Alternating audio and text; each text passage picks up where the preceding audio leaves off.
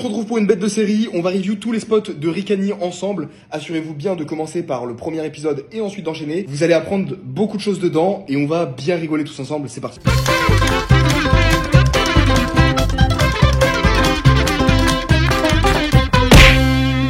On est parti, let's go. On se retrouve pour l'heure du poker.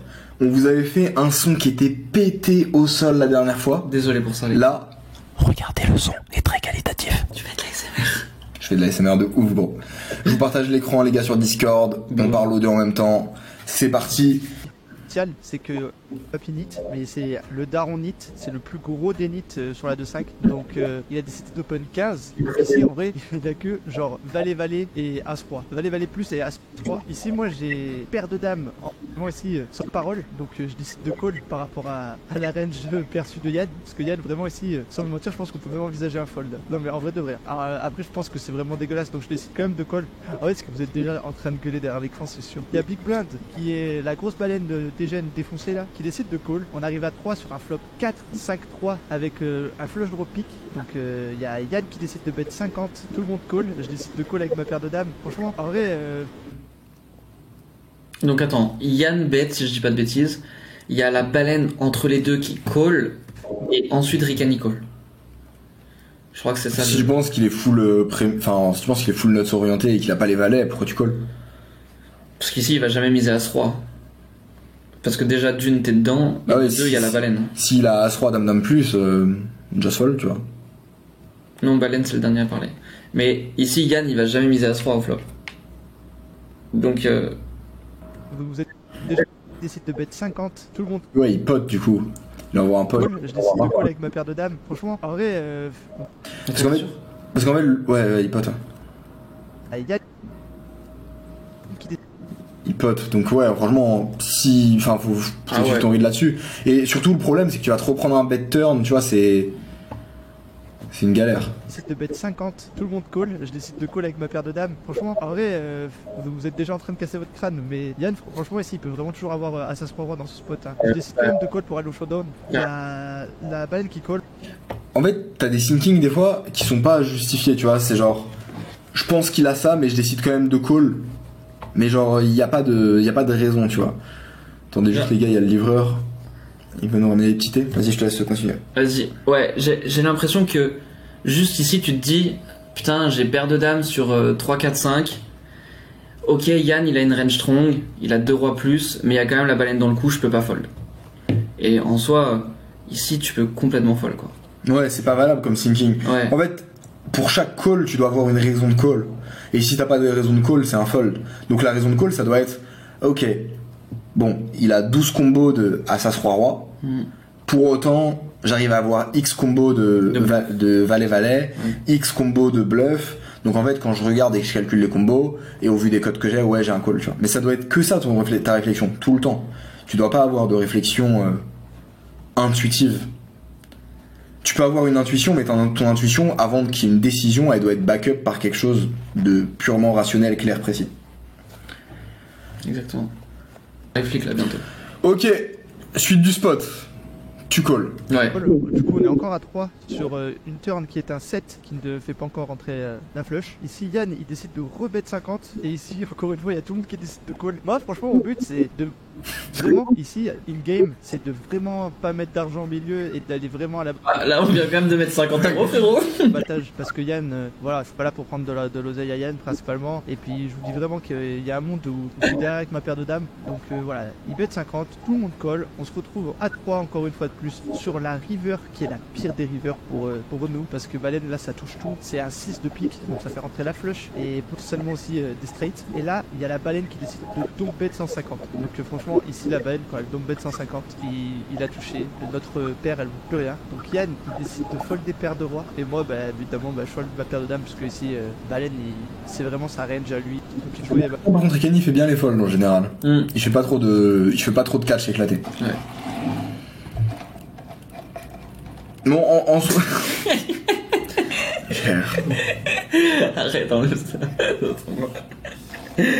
Ah oui, il est fort. Évidemment, Attends, ça a été demandé en amont. je- Ça a- Flop, on est obligé de folder. Par contre, comment est-ce que Yann, si tu vois ça, Ouais. comment est-ce que tu fais pour dormir avec Ricani qui est en train tu t'arrives à dormir, Frère, la no bull qui est, la fenêtre est ouverte. volet ouvert, pleine light, Ricani qui parle, Il tape sa meilleure nuit. et il est, mais, Comme un chef. dans un rêve, frérot.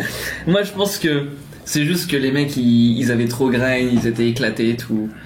Parce que sinon, pour moi, c'est improbable. La fenêtre est ouverte, les volets sont grands ouverts. Le son. Ricani qui parle à côté, ça me paraît fou.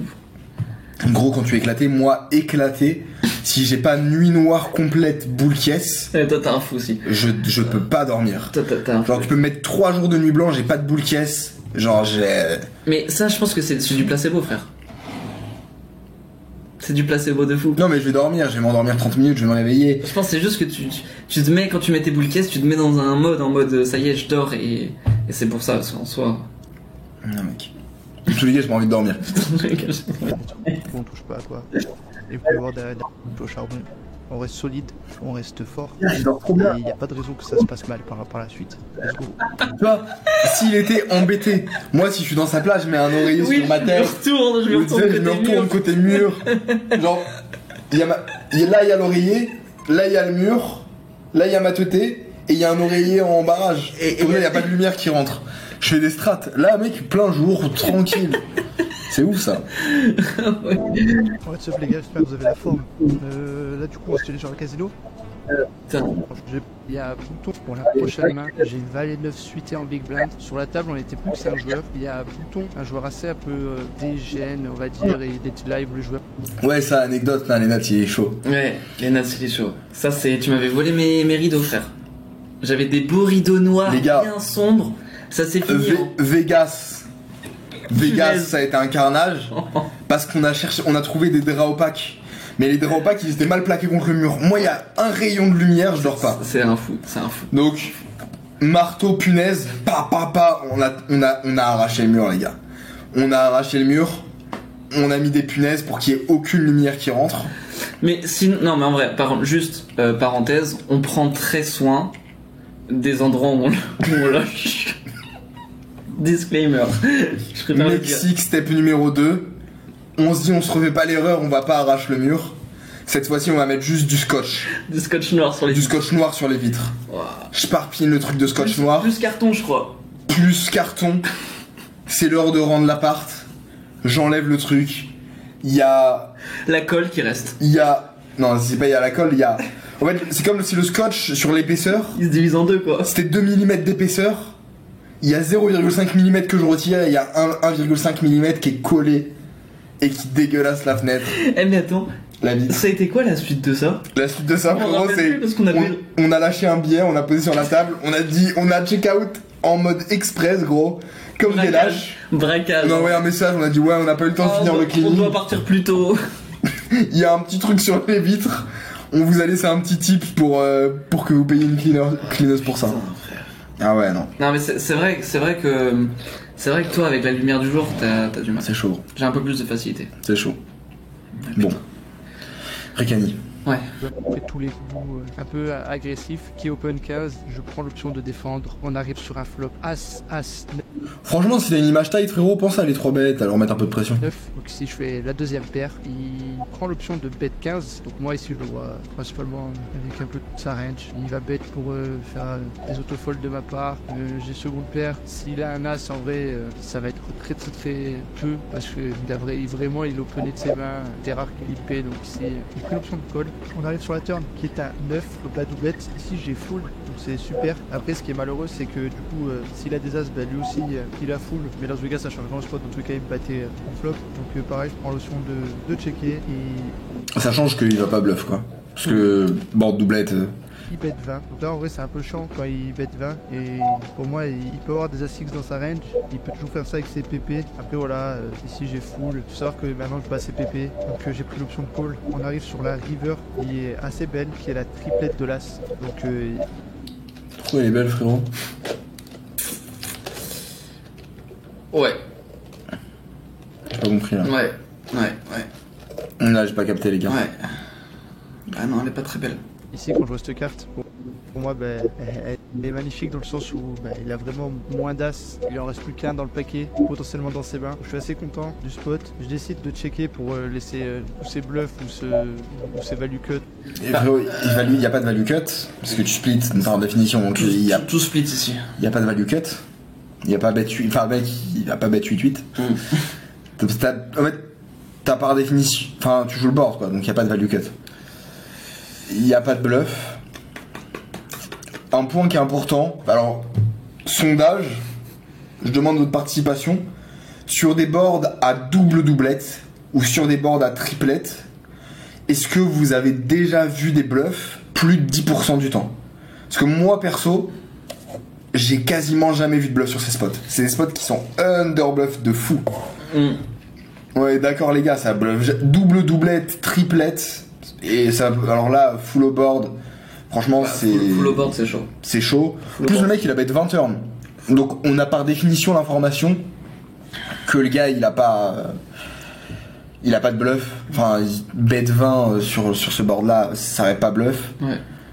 Donc certes il a des carrés possibles, en vrai ça fait quand même beaucoup de combos. Et ouais, en vrai Juicy, on en a parlé en plus avec Hugo de ce spot. Contre Winnie. Quand même. Mais moi je suis pas d'accord pour le call. Donc ouais, pure fold, et là Et là, il fait un move vraiment très très particulier. Il décide de bet 300. Oui, j'ai bien dit. Et là, il fait un move vraiment très très particulier. Il décide de bet 300. Oui, j'ai bien dit. Il décide de bet 300 euros là. Et là, franchement. Mais là en fait frérot, tu calls pour split, donc ça veut dire que même si le mec il est en bluff, tu split. Du coup c'est horrible. Horrible. Soit à la limite tu rebluff, mais dans tous les cas c'est de la merde. Enfin en fait si genre juste un fold tous les jours, le mec il te met 3 fois pot, il te facilite le. En fait s'il nous avait bet 40 ça aurait été un enfer. Là le mec nous bet 3 fois pot, mec genre le spot il est fini, très bien. Parce que là, on colle 300 pour gagner 50 quoi. Pour récupérer nos 50 quoi. Ouais. Là on colle 300 pour récupérer du coup 350. Ouais. Ça. Plus le rec. Donc, Moins le rec. on a besoin d'être bon. Ouais mec c'est ouf. Ouais. C'est ouf comment. On a besoin d'être bon combien? On risque 300 pour récupérer 350. Frère, C'est un enfer. c'est un enfer. C'est un enfer. J'ai jamais fait ce calcul de ma vie. Je te jure. J'ai jamais fait ce calcul de ma vie gros. Non mais c'est même pas qu'il a jamais de bluff. C'est que là même s'il a 80% de bluff on n'a pas un call quoi. Ouais. Donc ouais bon. Je pense que dans tous les cas. Personnellement, j'ai pas snap call, j'ai tanké. Que en vrai, je comprends pas trop ce qu'il fait à bet 300. Et surtout que si vraiment on pense qu'il y a une proportion de bluff qui est assez haute, bah on jam, mais jamais catch. Pour faire fold. En plus ça en mode en gros arrachage, qui veut faire folder. Franchement, pour moi ici, il a vraiment rien, parce que même une pocket, je vois pas pourquoi il faut aussi cher. Soit il a un as, mais ou soit il a rien, mais vraiment là, c'est très très très très, très faible. Ouais, il a c'est bon. Ouais, Big Spew, Big Spew. Ouais. C'est dommage, la plupart des plays étaient bien joués. Ouais, le mec il avait rien. Not what you used to. It's all part of the game.